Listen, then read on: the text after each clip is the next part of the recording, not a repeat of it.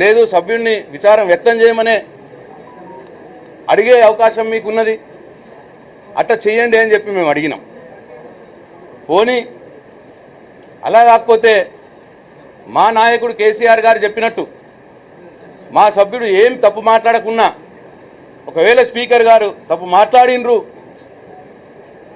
జగదీశ్వర్ రెడ్డి గారు తప్పు మాట్లాడిండు అని భావిస్తే వారికి విచారం వ్యక్తం చేయడానికి కూడా మా సభ్యుడు సిద్ధంగా ఉన్నాడు అని కూడా చెప్పినాం మేము స్పీకర్ గారికి, ఎల్ఏ మినిస్టర్ గారికి. ఇంత చెప్పినా 4 గంటలైంది ఇంకా సభని వాయిదా వేసి ఉంచినారు. అంటే దీని అర్థం మా సభ్యుడు జగదీశ్వర్ రెడ్డి గారు కావచ్చు, మా శాసనసభ మా పక్షం నుంచి ఇంకా వేరే సభ్యులు మాట్లాడకుండా ఉండేది. ఇవాళ ఈ రాష్ట్రంలో అనేక సమస్యలు ఉన్నాయి. ఇవాళ రైతులు సాగునీరు లేక వాళ్ళ పొలాలు ఎండిపోయి గోసపడి ఏడుస్తూ ఉన్నారు. అందరు టీవీలలో చూస్తున్నాం.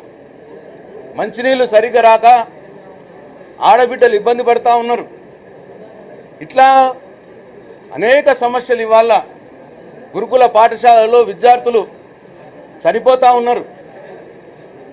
ఇవాళ చిరుద్యోగులకు వేతనాలు సక్రమంగా రావడం లేదు.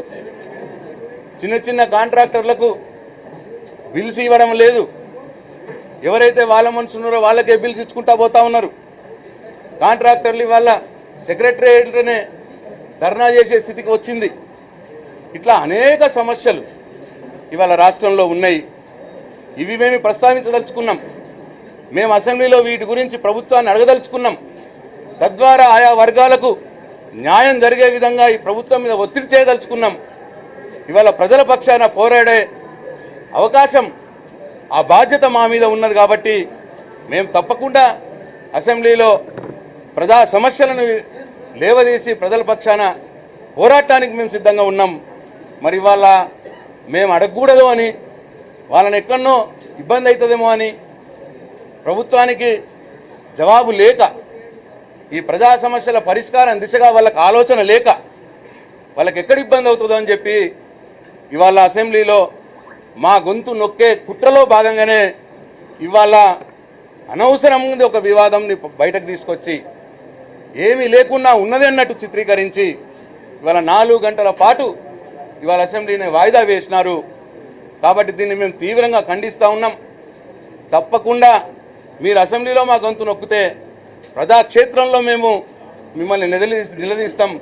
ప్రజా సమస్యల పట్ల పోరాడతాం. ప్రజల వైపున ఉంటాం, రైతుల వైపున ఉంటాం, మా ఆడబిడ్డల వైపున ఉంటాం. తప్పకుండా మేము పోరాటం చేస్తాం. నేను ఈ సందర్భంగా ఇప్పటికైనా ఈ ప్రభుత్వాన్ని నేను డిమాండ్ చేస్తా ఉన్నా, వీడియో స్క్రీన్ మీద చూపియండి మా జగదీశ్వర్ రెడ్డి గారు ఏమన్నారో.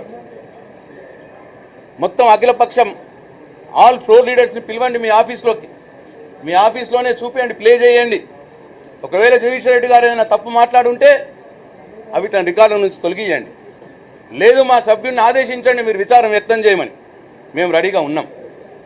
లేదు మా నాయకుడు కేసీఆర్ గారు చెప్పినట్టు మేమేం తప్పు మాట్లాడకున్నా, ఒకవేళ స్పీకర్ గారు తప్పు మాట్లాడినామని భావిస్తే మేము విచారం వ్యక్తం చేయడానికి సిద్ధంగా ఉన్నాం సభలో. దయచేసి సభను మొదలు పెట్టండి. మా సభ్యుడికి జగదీశ్వర్ రెడ్డి గారికి మళ్ళీ అవకాశం ఇవ్వండి. ప్రజల పక్షాన సమస్యలు ప్రస్తావించడానికి ఒక ప్రతిపక్ష సభ్యులుగా మేము సిద్ధంగా ఉన్నాం. మాకు అవకాశం ఇవ్వాలా, మా గొంతు నొక్కద్దు అని చెప్పి నేను మరొకసారి ఈ ప్రభుత్వాన్ని నేను డిమాండ్ చేస్తా ఉన్నాను. జై తెలంగాణ.